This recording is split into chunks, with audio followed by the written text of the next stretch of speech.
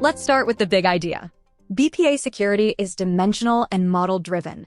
That means security isn't coming from the report you're looking at, it's coming from the data model underneath it. So when we say secure by default, what we really mean is this. BPA will only return data when it can confidently enforce security through dimensional relationships. If it can't, the data simply isn't returned. There are two different layers of security in BPA, and it's important not to mix them up. The first layer is roles. Roles control what you can access, which reports you can open, whether you can author content, things like that. But roles do not filter data. The second layer is dimension-level security, and this is where data access actually happens. If you have access to a ledger value or a cost center, you're being given access to specific rows of data. That row-level filtering is enforced by Power BI and Fabric. Here's the rule everything else builds on. A dimension can only secure the facts it is physically related to.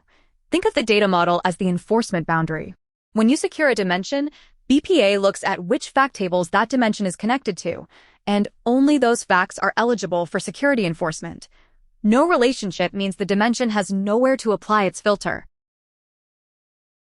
This is where people often get tripped up. Let's say you secure cost center, which is a reporting dimension. It's natural to assume that securing cost center will secure everything. But in BPA today, reporting dimensions like cost center are only conformed to the general ledger fact and the budget fact. So when you secure cost center, you are only securing those two facts. That's not a bug. That's the model working exactly as designed. Now compare that to the ledger dimension. The ledger dimension is conformed across more than 20 facts, covering things like record to report, procure to pay, order to cash, and more.